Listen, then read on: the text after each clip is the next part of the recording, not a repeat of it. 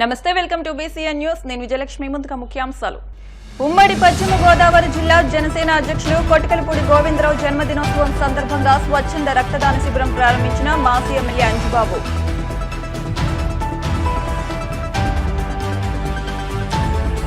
ఆనంద ఫౌండేషన్ ఆధ్వర్యంలో భీమవరంలో 250 మంది కళాకారులతో అన్నమాచార్య 616వ జయంతి మహోత్సవం.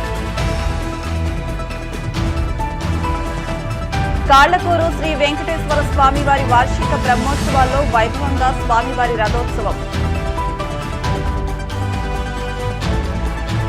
మహదేవపట్నం గ్రామంలో వైభవంగా శ్రీ గంగాదేవి, మహంకాళి, వెంకమ్మ అమ్మవార్ల జాతర మహోత్సవాలు. భీమవరం పట్టణంలో ఉమ్మడి పశ్చిమ గోదావరి జిల్లా జనసేన పార్టీ అధ్యక్షులు కొటికలపూడి గోవిందరావు జన్మదిన వేడుకలు ఘనంగా నిర్వహించారు. జిల్లా జనసేన పార్టీ ప్రధాన కార్యదర్శి చనమల చంద్రశేఖర్, బండి రమేష్ కుమార్, పత్తి హరివర్ధన్, జనసేన పార్టీ నాయకుల ఆధ్వర్యంలో ధరణి బ్లడ్ బ్యాంక్ వారి సహకారంతో మెగా రక్తదాన శిబిరాన్ని ఏర్పాటు చేశారు. ఈ కార్యక్రమానికి ముఖ్య అతిథులుగా మాజీ ఎమ్మెల్యే, ఎన్డీఏ కూటమి జనసేన పార్టీ అభ్యర్థి పులపర్తి రామాంజనేయులు, టీడీపీ సీనియర్ నాయకులు మెంటే పార్థసారథి హాజరై రక్తదాన శిబిరాన్ని ప్రారంభించారు. అనంతరం జిల్లా జనసేన పార్టీ కార్యాలయంలో కేక్ కటింగ్, ప్రభుత్వ హాస్పిటల్లో బాలింతలకు ఫ్రూట్స్, బ్రెడ్ పంపిణీ చేశారు. ఈ సందర్భంగా వారు మాట్లాడుతూ జనసేన పార్టీ అధ్యక్షుడు పవన్ కళ్యాణ్ ఆశయాలకు అనుగుణంగా 10 మందికి సేవ చేయడమే పార్టీ లక్ష్యమని, పుట్టినరోజు వేడుకలంటే ఆర్భాటాలు చేయడం కాదని, పేదలకు సేవ చేయడమే నిజమైన వేడుకని అన్నారు. చిన్నబాబు పుట్టినరోజు సందర్భంగా జిల్లా నుండి పట్టణం వరకు పలు సేవా కార్యక్రమాలు చేయడం అభినందనీయమన్నారు.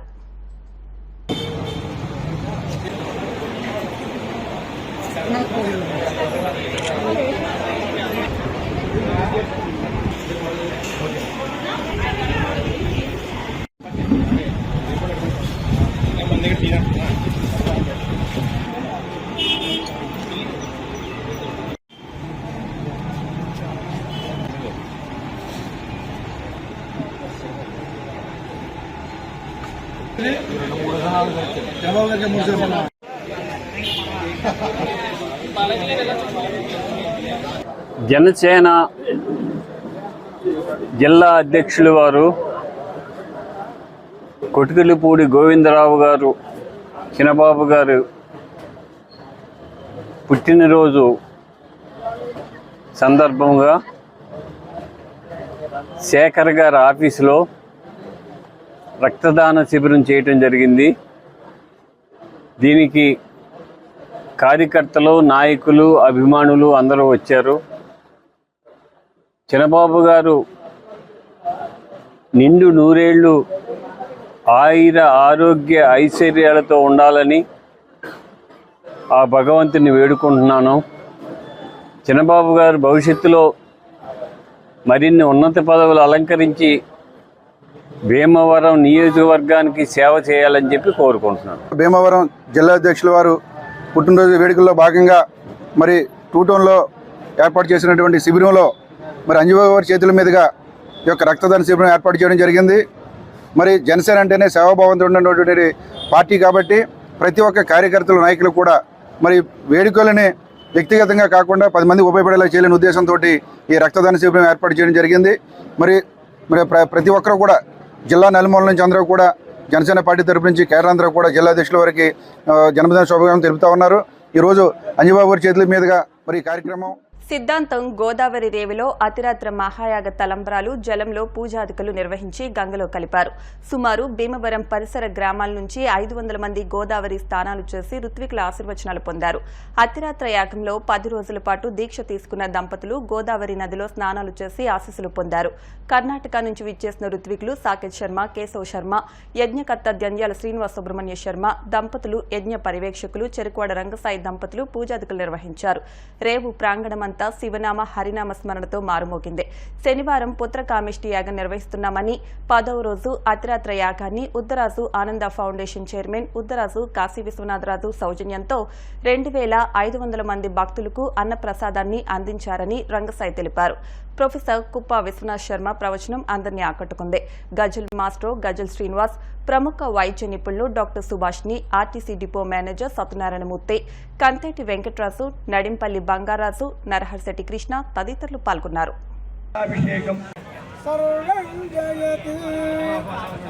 డాక్టర్ భారతమ్మ గారు రాజమండ్రిలో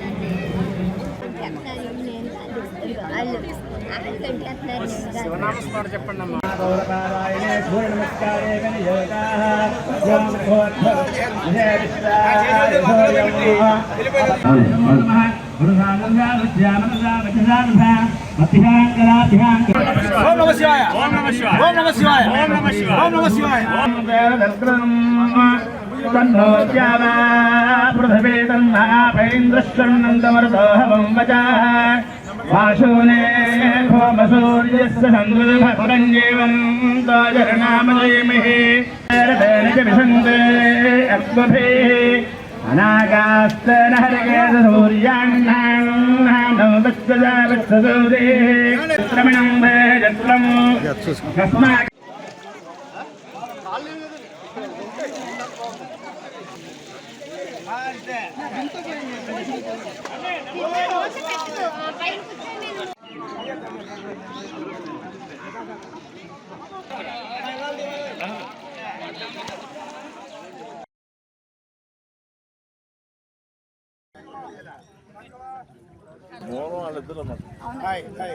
గత 15వ తారీఖు నాడు ప్రారంభమైనటువంటి అతిరాత్ర మహాయాగం రాజశ్యామల దశమహావిద్య సహిత రాజశ్యామల యాగము, అలాగే పుత్రకామేశ్వరి చండీ ఇవన్నీ కూడా కలిపి ఒక సమగ్రమైనటువంటి మహాస్వామయాగం దేవంలో తలపెట్టడం జరిగింది. సుబ్రహ్మణ్య శ్రీనివాస శర్మ గారు ఈ కార్యక్రమం చాలా భక్తి స్ఫూరకంగా అందరికీ ఎంతో స్ఫూర్తిదాయకంగా ఈ కార్యక్రమం జరుగుతుంది. నేను ప్రారంభం రోజున వచ్చాను, మళ్ళీ నిన్న వచ్చి కార్యక్రమానికి వచ్చి సాయంత్రం కాసేపు భక్తి సంగీతం ఆలపించాం. యజ్ఞం అంటే ఏమిటి, గోమాత అంటే ఏమిటి, అసలు హిందూ ఎవరు, ఇలా కొన్ని విశేషాలు చెప్తూ గానాలాపన చేయడం జరిగింది. ముఖ్యంగా భీమవరంలో ముందన్నడూ జరగనట్లుగా ఈ కార్యక్రమం జరగడం అనేది చాలా సంతోషకరమైన విషయం. మా బాల్యం ఇక్కడ గడిచింది కాబట్టి ఏదన్నా ఒక మంచి భీమవరానికి జరిగింది అంటే అది నాకే జరిగినట్టుగా భావిస్తాను. ఇక్కడే ప్రపంచ తెలుగు మహాసభలు చేసిన తర్వాత ఇది జిల్లా అయింది, ఇక్కడికి కలెక్టరేట్ వచ్చింది, తర్వాత మోదీ గారు ఇక్కడికి వచ్చారు, ఈ అతిరాత్ర మహాయాగం వచ్చింది. ఇలాగా మేము తలపెట్టినటువంటి అనేక గొప్ప గొప్ప కార్యక్రమాల వల్ల ఒక సంకల్పంలో సిద్ధి ఉంటే కనుక అనేక మంచి కార్యక్రమాలు పరంపరగా జరుగుతుంటాయి. నాకు తెలిసి భీమవరం ఈ డిఎన్ఆర్ కాలేజీ గ్రౌండ్స్లో చాలా కార్యక్రమాలు జరుగుతాయి. ఏవో క్రికెట్ పోటీలు అంటారు, లేకపోతే ఇంకో రాజకీయ మీటింగ్ జరుగుతారు, లేదా నాటకోత్సవాలు ఏవో చేస్తుంటారు. ఇక్కడ నాకు తెలిసి ఎంత గొప్ప కార్యక్రమం అతిరాత్ర మహాసోమయాగము అనే ఇది భూమి మీదే అత్యంత అరుదుగా జరిగేటువంటి మహాయజ్ఞం. దీని యొక్క ప్రొసీడింగ్స్ ఏవైతే ఉంటాయో, లోపల ఉండేటువంటి విధి విధానం ఏదైతే ఉంటుందో అది తలుచుకున్నప్పుడల్లా విన్నప్పుడల్లా కూడా పులకాంకితులు అయిపోతాం. సాక్షాత్తు భారతీ పరమేశ్వరులు సర్వదేవతలు వచ్చి కూర్చున్నారు అనిపిస్తుంది ఇక్కడ.